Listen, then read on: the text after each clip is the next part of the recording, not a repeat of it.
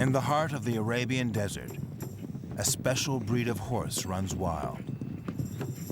But a horse magician, Ali Al-Amri, can turn even the most difficult horse into a friend. One of his best friends is his horse Sultan. Together, they hope to win the World Endurance Racing Championship in Dubai in a year's time. But first, they must qualify.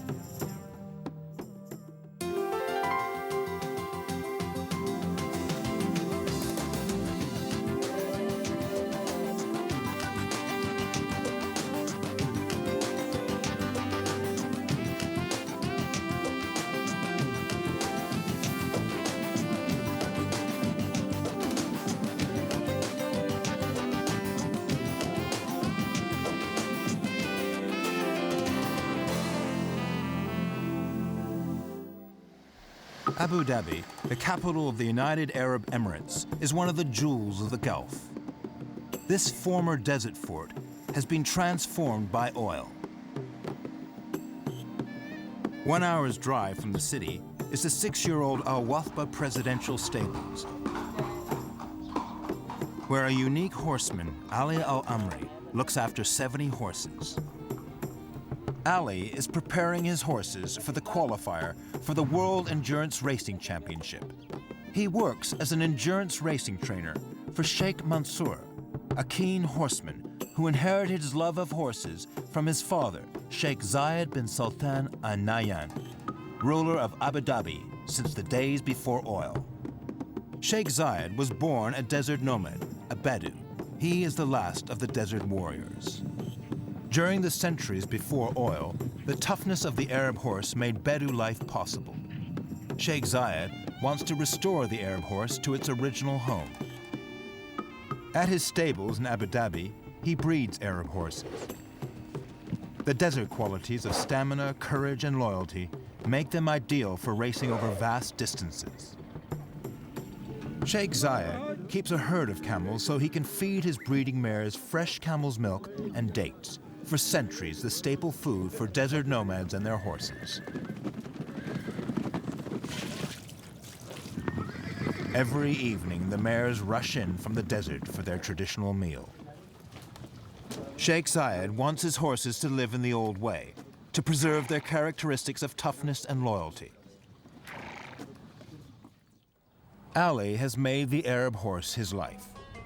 2 years ago, in Australia, he drove past a field and saw an Arab horse kicking and biting its owner as she tried to saddle him. Ali bought him on the spot for $1,000. Now, that horse is Sultan, a champion who loves to play. I born in the desert, and it's remind me when I'm running with my horse, it's loose, no fencing, nothing. I really enjoy it and remind me of my old days when I was young. The man changed the horse. The horse made to not stay in boxes, made to be free and run. 95% of horses I've seen, they don't know they have legs. And always they're in boxes or in little paddocks and leading them.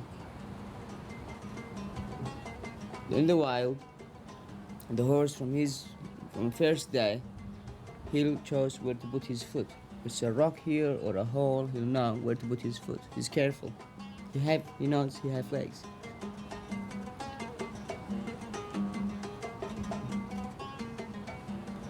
He thinks I'm his friend, not just a man.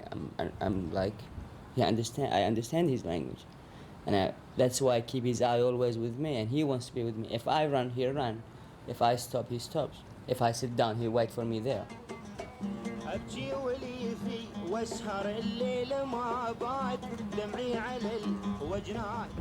The first chance to qualify for the World Endurance Championship will be next week's marathon. Ali likes to take his horses to train in the Golden Dunes, 2 hours from the stables. The horses learn to run on a more difficult terrain in the flatter desert near home. Horses and riders will have to be fit enough to ride nearly 80 miles through the desert. Endurance racing is a demanding test of a rider's understanding of his horse. Once they trust the rider, Arab horses are so loyal they will ride to the death if allowed to. The jockey must know his horse well enough to sense when it's time to stop.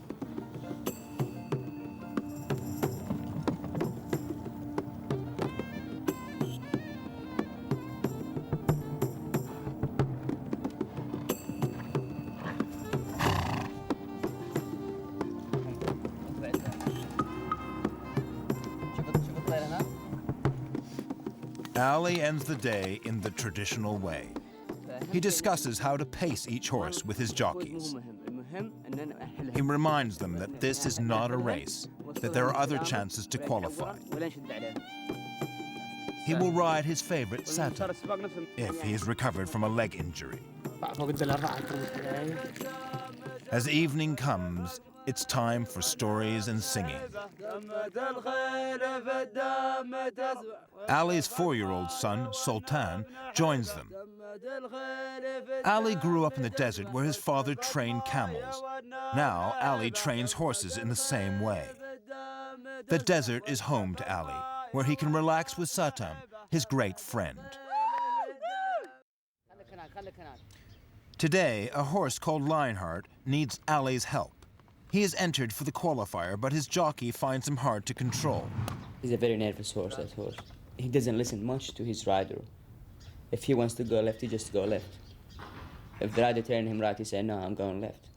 And what I'm doing with the horse is just to change what he thinks, to listen to me, what I think, to actually to get control in a nice way, and in the horse's language too. Ali will teach Lionheart gently that he is boss, in a language a horse understands. Okay, horse, we got a serious job here. The bridle pushes on pressure points on Lionheart's head. It makes it uncomfortable to go backwards. The catch rope, it's like the cowboys using it to catch a cattle and to catch other horses with. Or is it like, I put it like a wool bridle thing, like the old Indians, in American Indians, that old way. That thing, you know, it's first thing to teach the horse to go forward, and they can't go backward, or they cannot run away with you, from you. If I want him to come to me, make him wait. Ali senses his attitude is changing, but he's still not convinced who's boss. He needs Lionheart to trust him absolutely. Ali will convince Lionheart without hurting him at all by making him lie down. If you watch a horse rolling down at the paddock or at the stable when he's lying down, he'll do the same thing.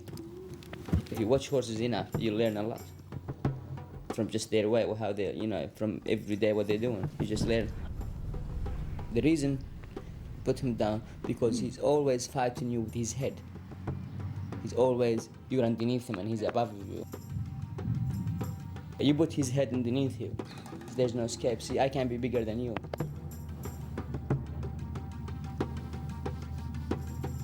When I had him down, for about first 5 minutes, he's very nervous, but he didn't show it. If you see it, his neck and his muscles very tense. Stop whip. Like a child's game of King of the Castle, Ali puts himself above Lionheart. He never touches him with the whip, but makes as loud a noise as possible. He will only have to do this once. I put them down and I stand on them. They are under me, not just ride on them, just make them lie down. And stand there and he cannot do anything, cannot get up, and they panic. Sounds like a gun, okay? So, it's nothing will happen worse to a horse. That's what he thinks, what the horse thinks. Nothing worse will happen to him.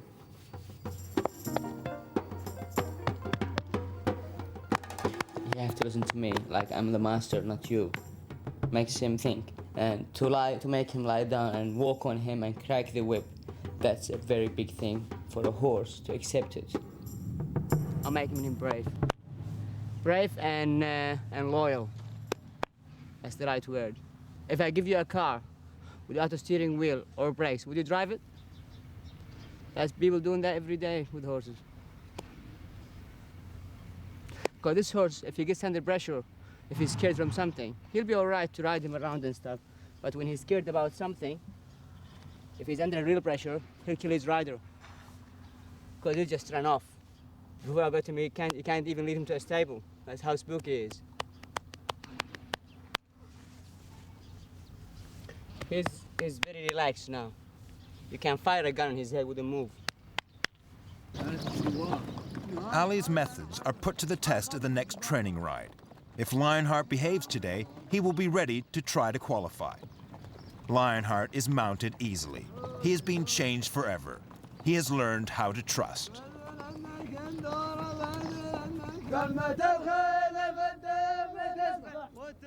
Like Sheikh Zayed, Ali remembers his people's debt to the Arab horse. For Ali, as for centuries of nomads, the Arab horse is a valuable and treasured possession, part of the family. Ali never pushes the horse too far. He never betrays the trust he has won.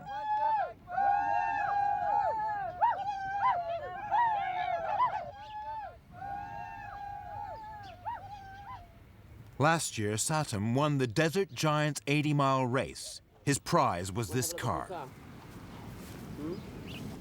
What a job. It's yours, not mine.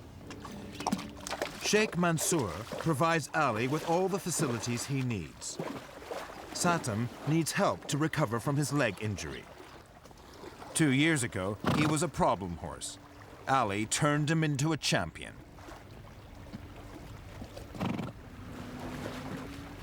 I don't like to buy a champion because if I buy a champion, like I did nothing. He's a champion anyway, so it didn't change anything. Everyone here, if he's a winner, they just buy him and they race him. I like to do it a different way. Ali's different way is working with this horse, Malaysia. He found him in America and bought him for a song because he was so dangerous. Ali worked his magic on him.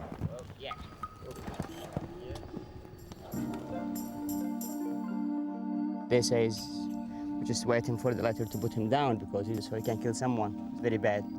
He attacks people, which is true. He used to, He comes with the mouth like a crocodile when you come to the gate to his door.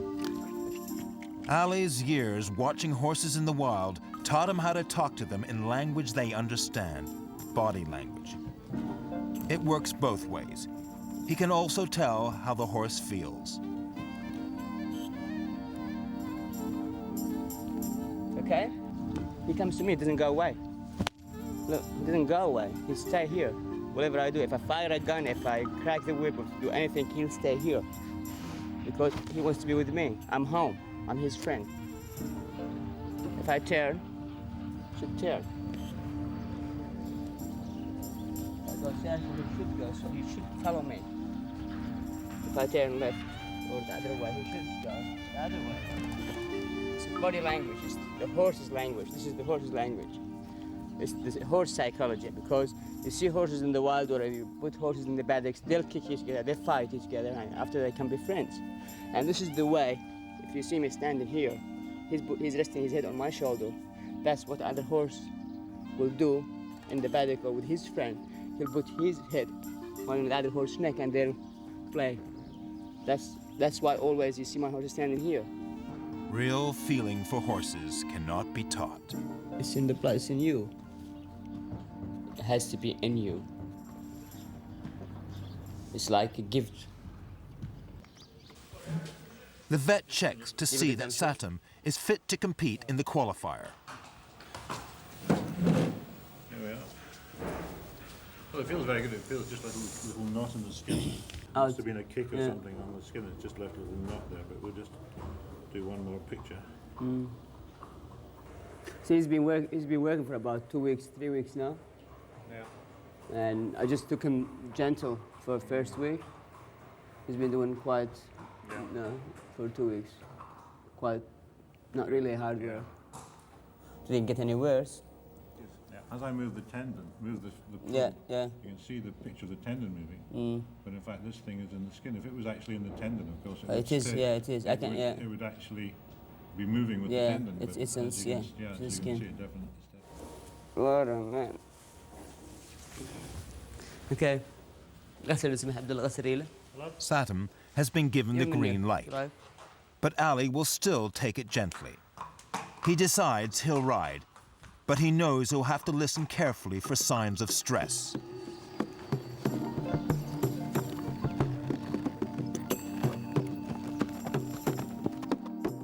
I go every morning and I have a look at the horse, what he's feeling. Do you want to work or not? Because they have feelings too, and they have muscles and bones and blood, you know. They're just not machines, you know. You cannot stick a program on horses.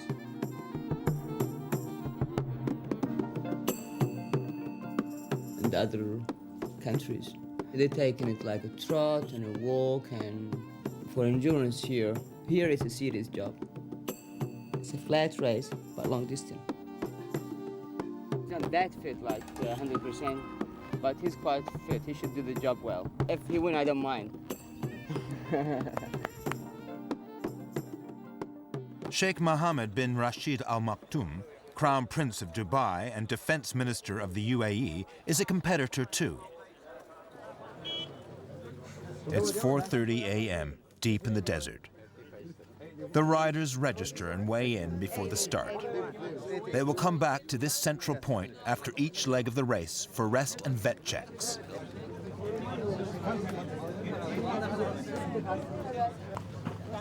At 6:30, they're off to ride nearly 80 miles over varied terrain.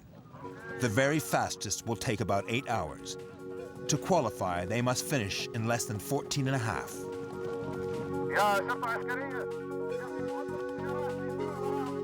Support cars follow all the way. Ali and Satam find their rhythm. And the psychology of the horse, more than the fitness, more than feed, more than anything, is the psychology. And if you get in their head, you're there. Whatever you want to do with them, they'll do the best for you. It's like a team. Me and him just like a team. The former world champion endurance racer Valerie Kanavi has come from America to train with Sheikh Mohammed and his sons. Like Ali, Valerie is not in the race to win. She just wants to qualify for the World Championship. I'm not like a human being to him. He doesn't think that. Because the horses, they don't know what's a human being and what's a sheep and what's a dog, you know? If I speak his own language, he thinks I'm another horse to him. Okay, I don't have a tail and a head and anything like this, but that's what he thinks. Valerie knows the importance of understanding her horse too. Here in this country, the home of the Arabian horse, they use the horses to travel to meetings or to battle. And you have to have enough horse to fight the battle or do the task. And for sure, you'd like to come back home in one piece. It's not about getting to the battle or the town. It's about being able to do the job after you get there and also being able to return home to do it again on another day. This is the first leg of 4. There's a long way to go. A good endurance rider's priority is always the horse. Lionheart and his rider are working well as a team, thanks to Ali. He has learnt to trust that his rider is on his side.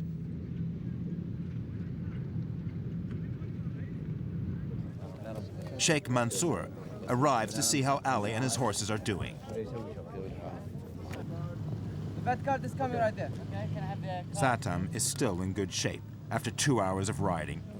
He passes the first vet check with no problems. Ali, you may go now, you're legal.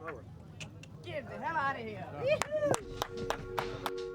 The second leg, marked with yellow flags, is tougher than the first.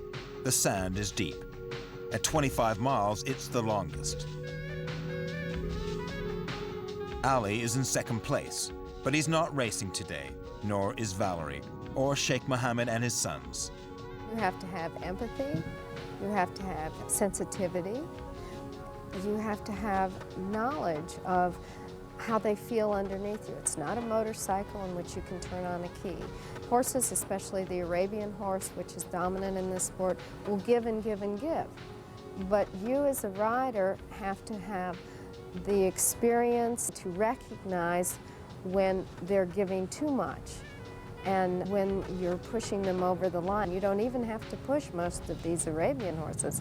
It's to know how much to hold them. Like Valerie, Ali is judging every moment how fast he should let Satam go. The horse, he do it for me more than anything. He tries harder. The horse will do anything for you because he knows it's like some relationship between you and the horse. Another local rider, Muhammad Ali Al-Shafar, is keen to qualify. Because this course is so wide open, it's easy for horses and riders to get carried away. And I think that the tendency might be for horses and riders to go faster than they should. And therein lies the difficulty. Sometimes courses of this nature evoke more horsemanship than you would expect. Al-Shafar knows when it's time to rest his horse.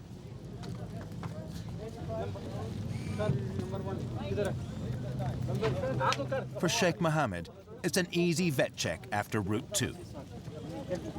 If you go a step faster, then you get yourself in trouble. So you have to know your horse, the terrain, and how's your horse going. After 50 miles, Satam is in good spirits. He enjoys the attention from his crew at the rest point. His heart rate is under the 64 beats per minute required. He's drinking well.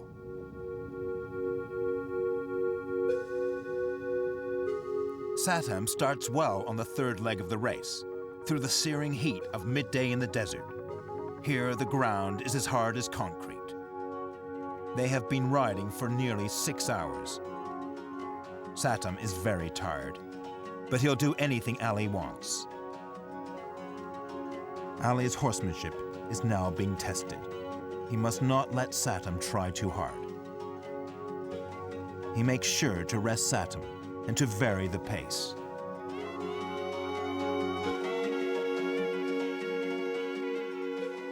I was a jogger, a runner. I know what it feels like for your lungs to burn. And to be a sensitive and tuned rider, you can feel these things through your horse. If you're sensitive, they'll say, I'm tired, I'm tired. You have to be able to hear it. Because the horse is saying, I can do it, I can do it. Just let me, just let me. At the end of the third leg, Ali and Satam have traveled nearly 60 miles in 8 hours. Both are very tired, and they still have 20 miles to go.